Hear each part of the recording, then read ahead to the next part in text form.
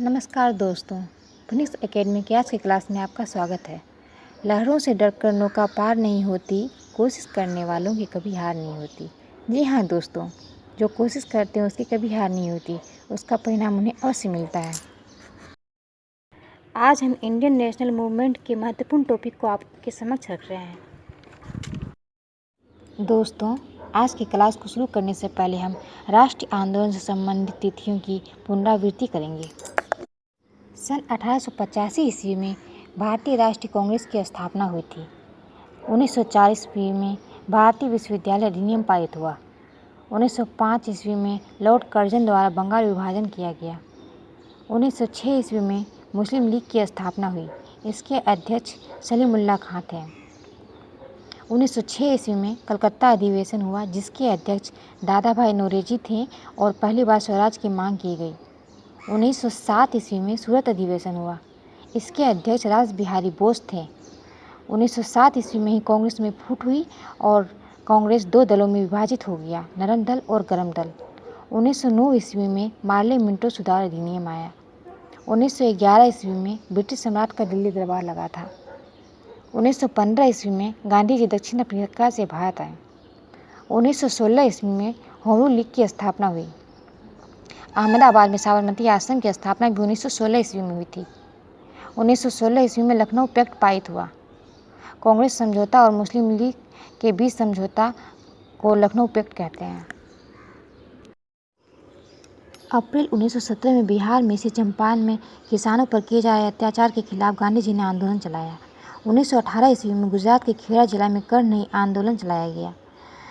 1919 ईस्वी में roulette act पारित हुआ। जलियांवाला बाग हत्याकांड 13 अप्रैल 1919 को हुआ था।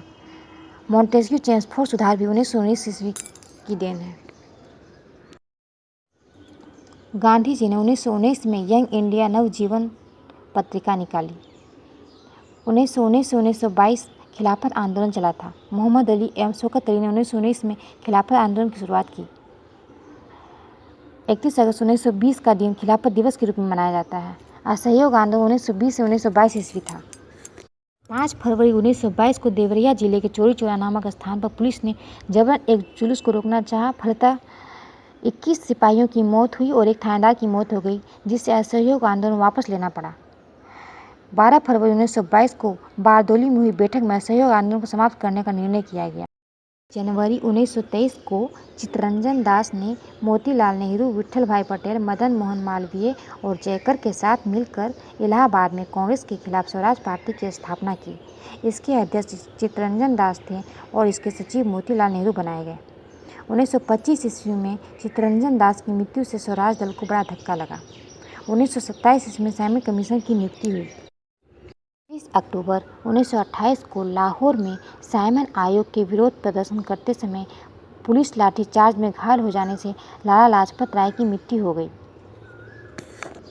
1928 में साइमन कमीशन का भारत आगमन हुआ। 1929 में भगत सिंह द्वारा केंद्रीय असेंबली में बम चलाया गया। 1929 में कांग्रेस द्वारा पूर्ण स्वतंत्रता की मांग की गई। 14 फरवरी 1930 को सविनय अवज्ञा आंदोलन प्रारंभ हुआ। 12 मार्च 1930 को गांधी जी 78 स्वयंसेवकों के साथ साबरमती आश्रम से 358 किलोमीटर दूर स्थित दांडी के लिए प्रस्थान किए। दांडी यात्रा के साथ सविनय अवज्ञा आंदोलन भी प्रारंभ हुआ। लगभग 24 दिन बाद 6 अप्रैल 1930 को दांडी पहुंचकर गांधी जी ने समुद्र तट पर नमक कानून को तोड़ा। 12 सितंबर 1930 को सेंट जेम्स प्लेस लंदन में प्रथम गोलमेज सम्मेलन हुआ। कांग्रेस ने इस सम्मेलन में भाग नहीं लिया। 7 सितंबर 1931 को द्वितीय गोलमेज सम्मेलन शुरू हुआ। इसमें भारतीय कांग्रेस ने भाग लिया। गांधी जी 12 सितंबर को SS राजपुताना नामक जहाज से इंग्लैंड पहुंचे हुए कांग्रेस के एकमात्र प्रतिनिधि थे। एनी बेसेंट इस सम्मेलन में शामिल होकर भारतीय महिलाओं का प्रतिनिधित्व की। 1 दिसंबर 1931 ईस्वी को द्वितीय गोलमेज सम्मेलन बिना किसी ठोस निर्णय के समाप्त हो गया। 17 नवंबर 1932 से प्रारंभ तृतीय गोलमेज सम्मेलन में कांग्रेस के किसी प्रतिनिधि ने भाग नहीं लिया। तीनों गोलमेज सम्मेलन में भाग लेने वाले भारतीय डॉक्टर भीमराव अम्बेडकर ही थे। ब्रिटिश प्रधानमंत्री रेमजे मैकडोनाल्ड ने 16 अगस्त 1932 को असंप्रदायिक निर्णय प्रस्तुत किया। गांधी जी ने 17 अक्टूबर 1940 को व्यक्तिगत सत्याग्रह आंदोलन शुरू किया। इस आंदोलन के प्रथम सत्याग्रही विनोबा भावे थे तथा दूसरे सत्याग्रही जवाहरलाल नेहरू थे। विनोबा भावे ने 17 अक्टूबर 1940 को पवनार में सत्याग्रह शुरू किया। व्यक्तिगत सत्याग्रह को दिल्ली चलो सत्याग्रह के नाम से भी जाना जाता है। पाकिस्तान की मांग का प्रस्ताव खलीकुलजामा ने तैयार किया था। वह भारत छोड़ो आंदोलन 1942 ईस्वी में प्रारंभ हुआ। वर्धा में कांग्रेस कार्य समिति ने अंग्रेजों भारत छोड़ो प्रस्ताव पारित किया। 7 अगस्त 1942 को अखिल भारतीय कांग्रेस की बैठक बम्बई के ऐतिहासिक ग्वालियर टैंक में हुई। गांधी जी ने ऐतिहासिक भारत छोड़ो प्रस्ताव को कांग्रेस कार्य समिति ने कुछ संशोधनों के बाद 8 अगस्त 1942 को स्वीकार कर लिया। 9 अगस्त को भोर में ऑपरेशन जीरो आवर के तहत कांग्रेस के सभी नेता गिरफ्तार कर लिए गए। महात्मा गांधी से मतभेद होने पर मार्च 1939 में समाजवादी अतिवादी नेता सुभाष चंद्र बोस ने फॉरवर्ड ब्लॉक नामक संस्था की स्थापना की। ब्रिटिश सरकार ने सुभाष चंद्र बोस को 2 जुलाई 1940 को विरोध भड़काने के आरोप में गिरफ्तार कर लिया। 28 से 30 मार्च 1942 को टोक्यो में रहकर भारतीय राज बिहारी बोस ने Indian national army Azad Hind फौज के गठन पर विचार के लिए सम्मेलन बुलाया। कैप्टन मोहन सिंह राज बिहारी बोस एवं NS गिल के सहयोग से इंडियन नेशनल आर्मी का गठन किया गया। आज़ाद हिंद फौज के गठन का विचार सर्वप्रथम मोहन सिंह के मन में आया था। उन्होंने प्रथम डिवीजन का गठन 1 सितंबर 1942 को किया।